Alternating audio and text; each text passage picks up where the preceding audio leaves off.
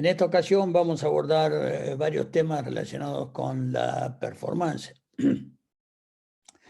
Y comenzando por el concepto o definición de trabajo, para poder llegar a comprender correctamente el de potencia, y dentro de potencia el concepto de potencia disponible, potencia requerida, exceso de potencia, etc. Y las curvas de resistencia y relacionadas con el empuje, que como dijimos previamente es la misma curva, y en los aviones a hélice el concepto de autonomía y alcance en una curva respecto a la curva de resistencia o empuje requerido. El concepto de trabajo es el producto de una determinada fuerza aplicada a un objeto por la distancia a la que se aplicó esa fuerza. No es solamente el valor de la fuerza aplicada, sino de la distancia que esa fuerza, durante la cual esa fuerza fue aplicada. Por lo tanto, trabajo, que se abrevia con la letra W, es la fuerza aplicada por la distancia a la que ella se aplicó. La potencia es la relación entre el trabajo, que ya vimos que es fuerza por distancia, y el tiempo insumido para efectuar ese trabajo. La fuerza necesaria para mover una aeronave a una velocidad determinada, por ejemplo. Por lo tanto, la potencia es directamente proporcional a la velocidad y es nula en reposo. Y si la potencia es trabajo dividido tiempo, y habíamos visto que el concepto de trabajo previamente, que es fuerza por distancia, la fuerza por distancia dividido el tiempo, si distancia sobre tiempo sabemos que es la fórmula de la velocidad, la potencia es fuerza por velocidad. La potencia es directamente proporcional a la velocidad. Y por lo tanto, si está en reposo, la velocidad es cero y cualquier cifra multiplicada por cero es cero. En reposo, la potencia es nula. Esta introducción ha sido necesaria para introducirnos al concepto de potencia disponible y respecto a la velocidad. A una velocidad determinada respecto a la masa de aire, que es la true airspeed o velocidad verdadera, o TAS, la aplicación de full power lever condition y de media recorrido de la palanca de potencia y de condición va a proporcionar a la misma velocidad con media potencia este valor total de potencia disponible, y con toda la potencia aplicada está disponible.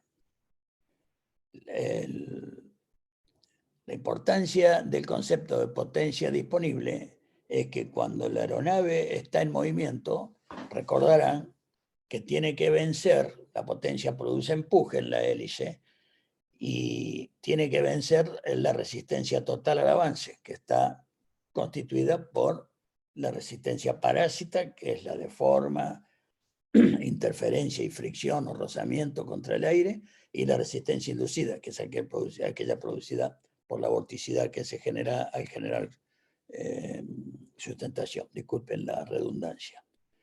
La importancia de tener presente el concepto de potencia y de potencia disponible es que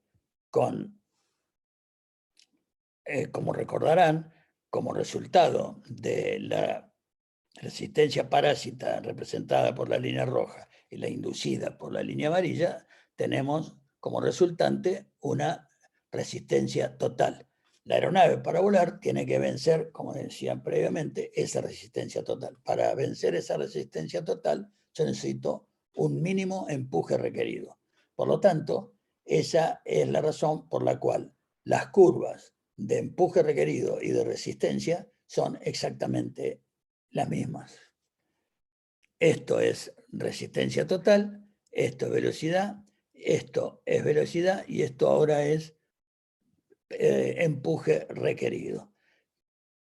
El empuje requerido es exactamente el mismo que la curva de resistencia total, porque es el mínimo requerido para volar recto y nivelado, sin ascender ni descender. Por encima de eso, mi empuje, mi potencia disponible tendrá que ser mayor si yo quiero, mayor a resistencia total, si yo quiero ascender, y quitarle potencia si yo quiero descender.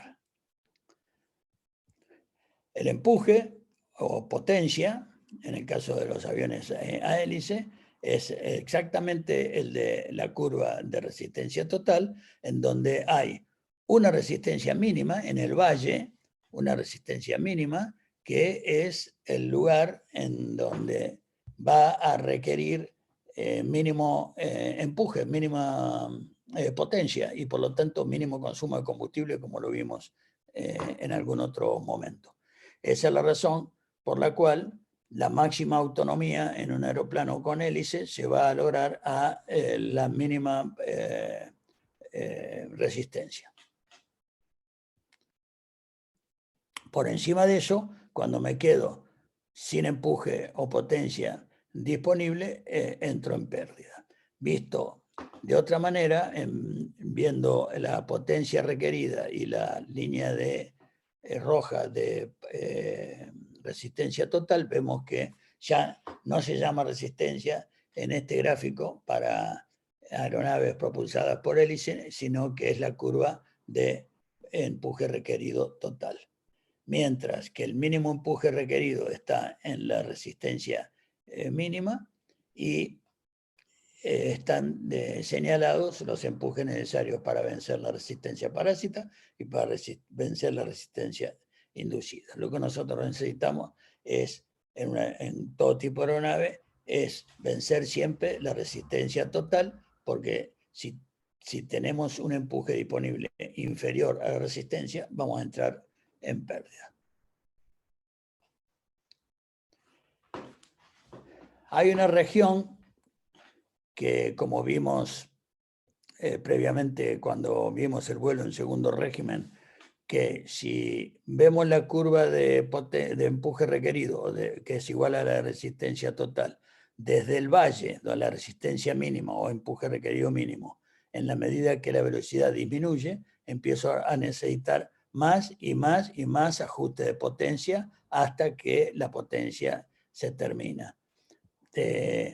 Y por eso que la curva esta roja de arriba es la de máximo empuje, máxima potencia disponible. Todo lo que haya en el medio va a ser exceso de potencia para vencer esta resistencia, que es el empuje requerido para cada condición. Y en el gráfico de la derecha se reproduce exactamente esta misma gráfica y con los mismos criterios para una aeronave con ambos motores, un bimotor, con ambos motores funcionando y otra con un motor inoperativo o con un motor funcionando en el caso de un bimotor. Tenemos la potencia requerida que no cambia y la potencia disponible para la aeronave con dos motores y con un motor. Las aeronaves propulsadas por hélices alcanzan su máxima autonomía a la velocidad correspondiente al mínimo empuje requerido, o sea, a la mínima resistencia. Y el máximo alcance lo consiguen volando a la velocidad correspondiente a la relación sustentación-resistencia máxima, que es normalmente entre un 5 y un 10% superior a la velocidad de máxima autonomía. Muchísimas gracias. Nos vemos en la clase integradora con todas las preguntas todas las respuestas que ustedes tendrán, porque vamos a hacer también una evaluación de la asimilación de los contenidos de todas estas jornadas. Muchísimas gracias.